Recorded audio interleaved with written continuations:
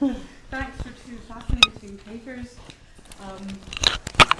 Should we both? Maybe I'll start with you, Leigh. I was struck by that great translation of echoes of Orwell's Politics in the English Language, and I'm wondering if there is a shared sense that the project of linguistic simplification will lead to, which is what you think, I don't know, let's call it political ethics, political neutrality, and if that's also an occult project as well. Because as you were talking, I was thinking, spiritualists are all about language reform. You talked about just getting the right language and then.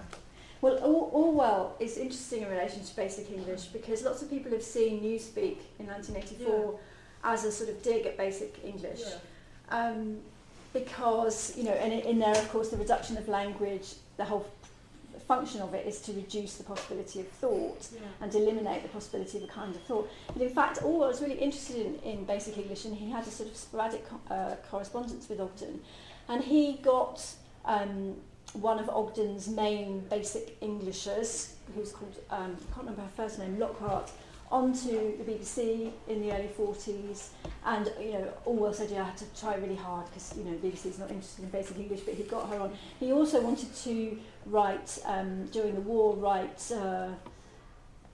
programmes that were going out in India in Basic English, and he wasn't allowed to. So he was sort of on board in one way, and possibly following the war changed his mind. But what's interesting, I think, is that for Ogden and Richards, Basic English was supposed to produce thought, not eliminate it. For them, metaphorical word magic language was an elimination of thought. For them, they wanted to, the way you could speak in Basic English and say everything was partly through paraphrase. And so they would say, by making people paraphrase, it's making people think about what they're actually saying, rather than just accepting particularly abstractions, which have existed for a long time. So it's interesting that also in relation to that, and in terms of the politics of it, that there's a bit in Adorno and Horkheimer's Elements of Anti-Semitism, which is the last essay in Dialectic of the Enlightenment, where they say that in the end, anti-Semitism in Germany in the 20s and 30s comes from a reduction in language. And they say something like, because we only now have the 300, sometimes it's translated as basic words, sometimes as keywords, but I think the German is Grundwörter, which sort of means the thing that is the bare necessities, the word that are the bare necessities. That's where anti-Semitism comes from, because people can't think beyond those forms. But again, and obviously the thought that Adorno and Horkheimer think should be negotiating those is their version of the dialectic. But for Ogden and Richards, they absolutely thought that the reduction would lead to thought rather than stymie it. And they were progressive, they were both pacifists. In fact, I think that Ogden's interest in reforming language came out of his hatred of propaganda during the First World War, and his his pacifism during the First World War. In fact, he and Richards met on Armistice Day because students at Cambridge were trying to break the windows of his bookshop because it had been a pacifist bookshop during the war. So.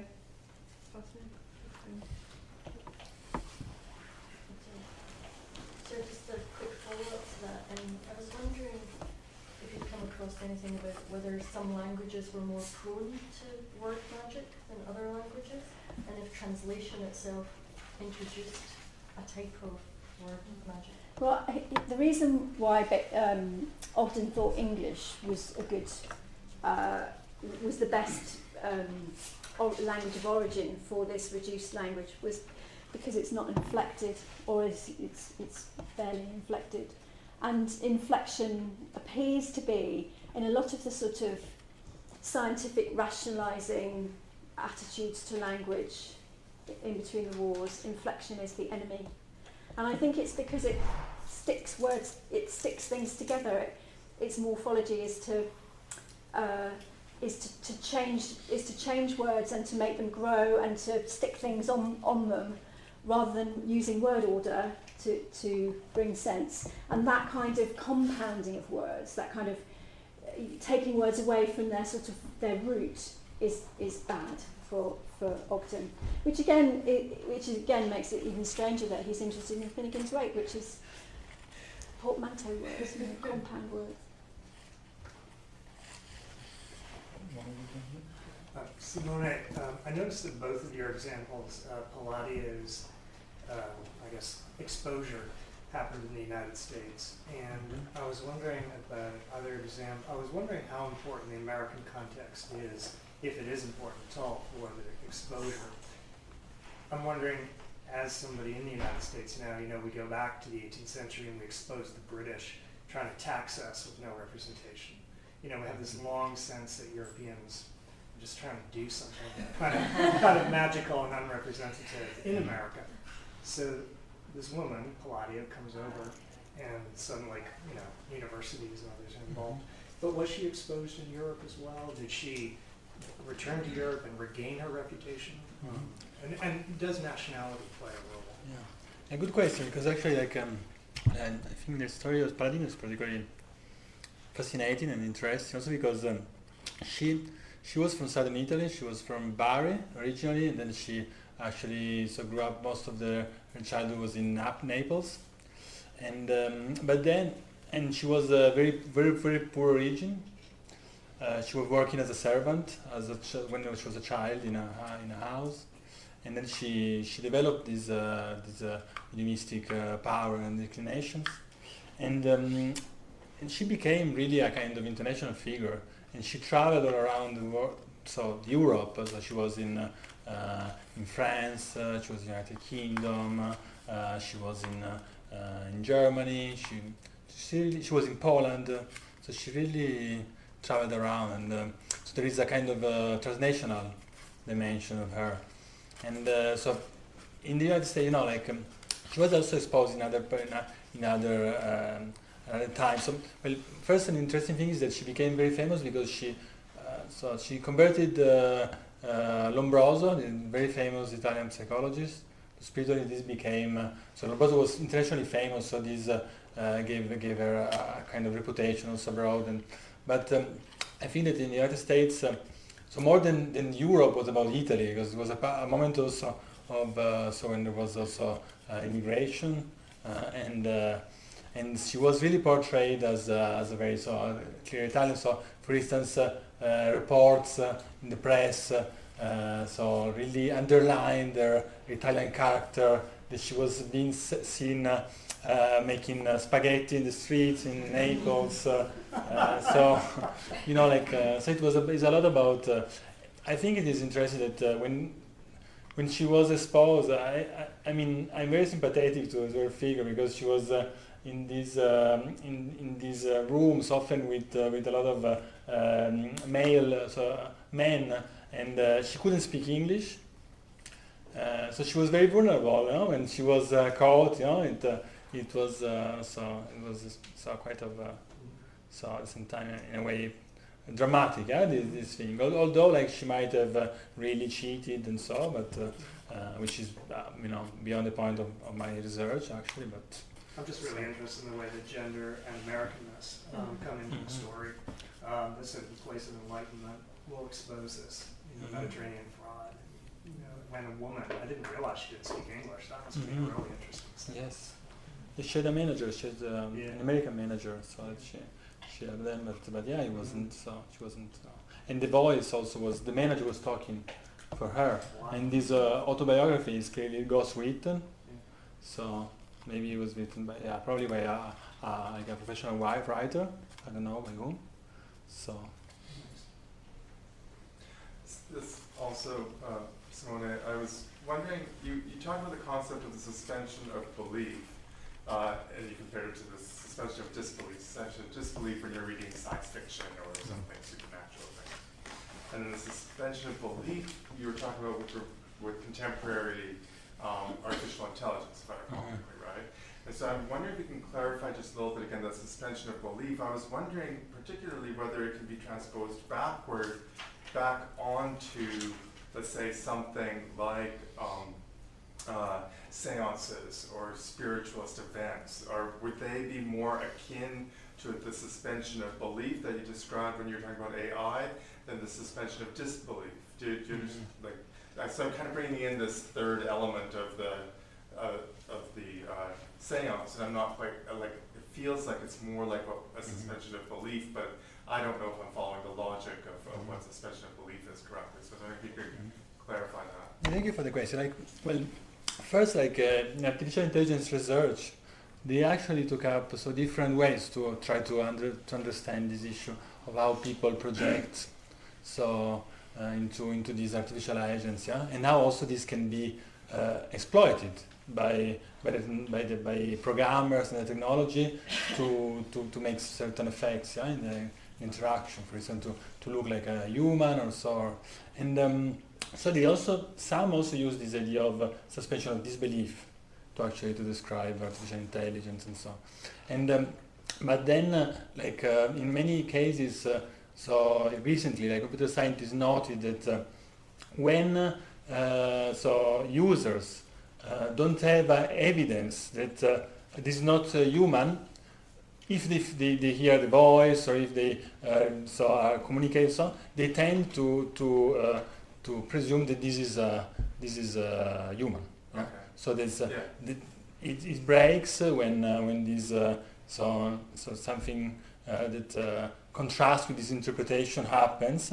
So they say, oh, this is a bot, yeah. And so I think that in the environment of a seance, where different signs are interpreted as being the product of spiritual agency, or so you get the same thing, that signs are tend to be interpreted as these, yeah. So it's, and these, of course, it's just ways that we can find to understand what's happening. But I think it is less in a way, for instance, one of the I was talking about things. One of the interesting things, there's a lot of material culture in spiritualism. So tables, for instance, they move and so on, and in a way they become alive. It's about also objects and things and become alive. So this, I think that this kind of also anthropomorphism can also be something that they can stimulate us to reflect on this component. Thank you. To say something about suspension of disbelief, which is that I think you're right, actually, that about it being that being about the suspension of belief, in the same way as people who believe Syria and Alexa are real people, because in the biographica literaria, where Coleridge uses that phrase, what he's talking about, the plan that he and Wordsworth had for the lyrical ballads, it didn't actually come off, but he says that he's going to write the bit about the supernatural, while Wordsworth is going to do the kind of ordinary quotidian stuff. And he says what he wanted to do with that supernatural writing was for readers to believe it in the same way that people who had supernatural beliefs believed that they'd had them. Right. And so the people that believe that about Syria and Alexa and the seance goers, I think, are not like the readers that he wanted to suspend disbelief. They're like the people who actually have supernatural experiences and believe that they've had them. So I think that maps across what Coleridge was saying really well. Yeah. That's an interesting point, because in a way, we have this idea of suspension of disbelief, but at the same time we know that a lot of people have beliefs.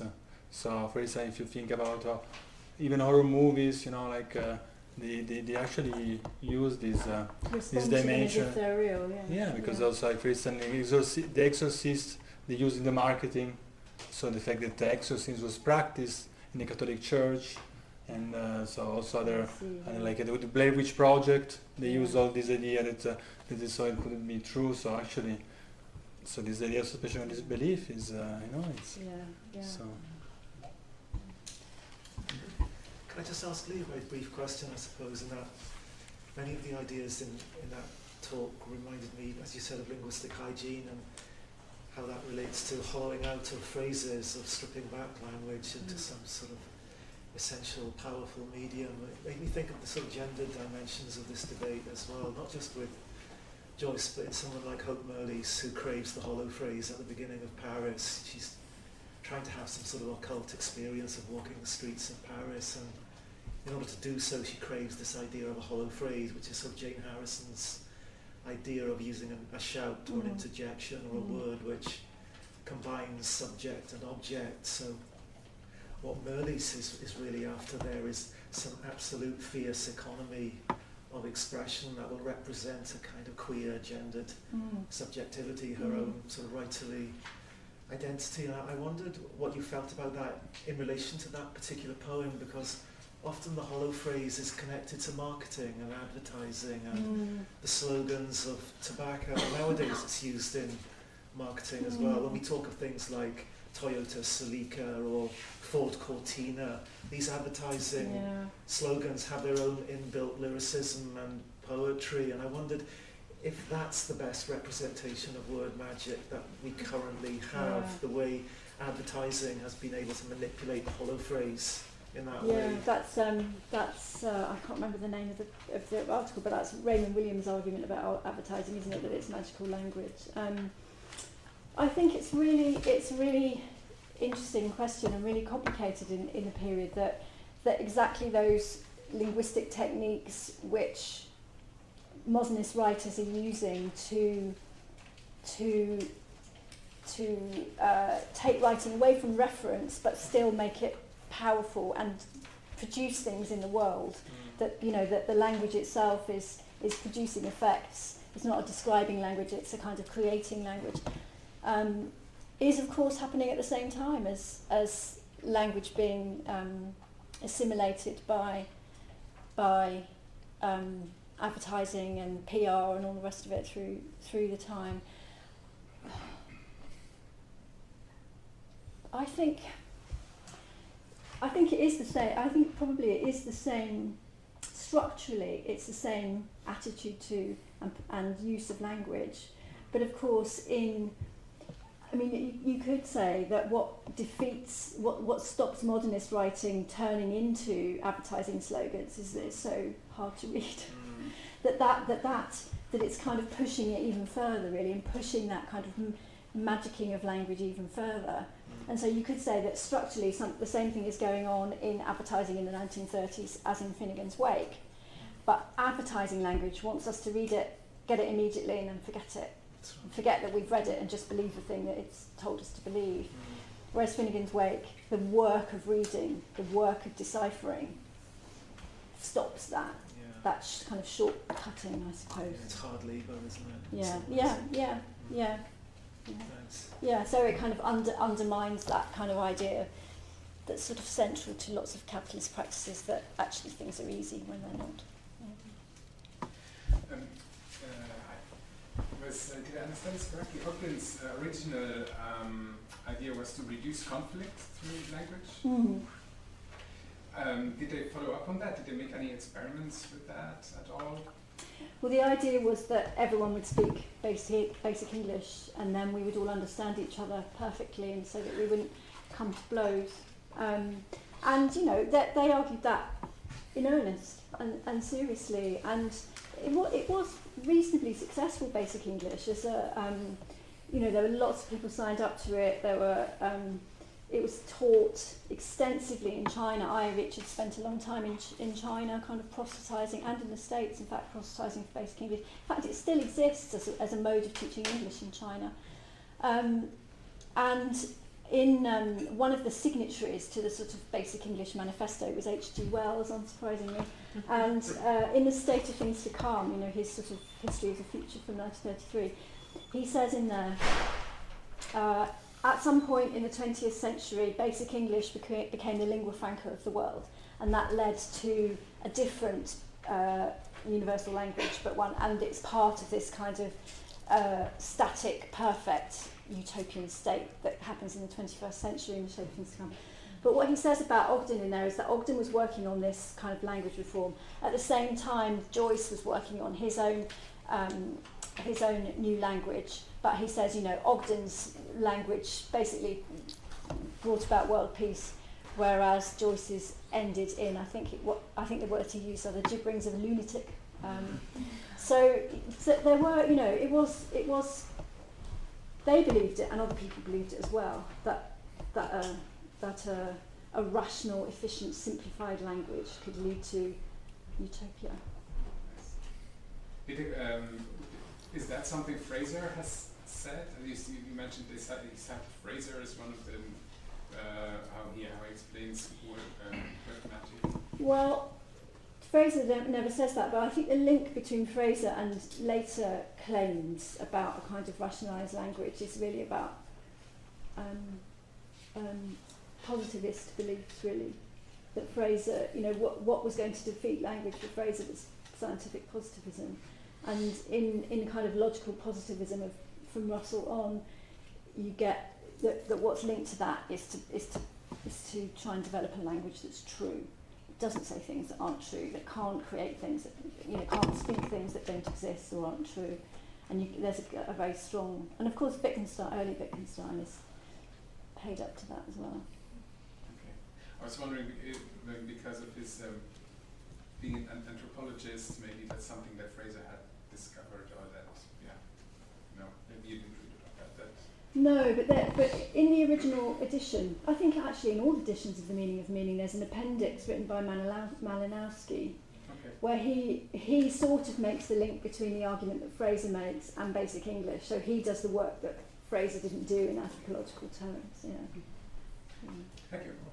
We have time for just one more brief question. Oh, yeah. I just wondered, you mentioned how mediums often really liked the attention, so they kind of encouraged it, in some cases actually did themselves, as I mentioned, one example. I just wondered from the puppet perspective, was there like a massive influx of new customers, and was this more of like a kind of community belief in the medium, like, you know, to show support, or was that to try and, like, you know, prove it themselves, like disprove it themselves even? Were they trying to catch up the mediums? Like, what was the aim of the new crowds coming in? What do you mean by new crowds? You said that, like, it garnered like more attention, and so like it brought in new people. These people, I don't know if you have any way of knowing this, but these new people, were they going with the mindset of like trying to disprove the craft, or were they going because they believed in it and wanted to show support? Yeah, that's a good question. Like, well, first, like, you know, so it's very important to remember that so it was very heterogeneous. So it's really hard. We cannot answer like things because, for instance, there were communities that were quite, you know, like so relatively isolated in themselves and so communicating. While there were other cases in which there were mediums who were performing basically like stage performers. So on theaters with paying public and so on. So there were very different things. But I think that like especially in seances that were public demonstration, there were a lot, because you could see, for instance, spiritual journals. You see there are schedules of different demonstrations happening in different places. I think that very often mediums left quite space for different interpretations of the event. So one argument that many used was, I know what this is happening, and this is true. Like, I'm not manipulating it, but I don't know what it means, and you leave it so to evaluate, yeah. And this also meant that so people who went to seances were sometimes committed spiritualists, but also sometimes who were just were skeptics, wanted to see, and so to show that it wasn't true. And sometimes there were also people who were curious, and also even people were actually, so there could have been a lot of overlap in this thing, because, for instance, like there is an interesting there's a quote, so like a passage that I really like quite a lot about in a memoir of a spiritualist in Boston in the 1880s. He says that two friends come visit him in Boston from like little towns outside. So they arrive there in the afternoon and they say, what can we do? And they start to look at the list of performing mediums. There is someone doing physical manifestations, someone doing so trans mediumship. So they try to decide where they go, and at the end they go to one place, to one of these demonstrations. And really, it reminds me of the. It reminded me of looking at the list of theaters, so movie theaters. Yeah, when you have to know what to do, which so in a way like suggests that there is also a sense that people who believe in it could also be entertained in this by this. Yeah, could also have a flexible way to understand their engagement and their experience. It wasn't just I believe, I am skeptical, I am curious, I am just like someone who wants to see what's new and so on. Thank you. So final round of applause for our speakers.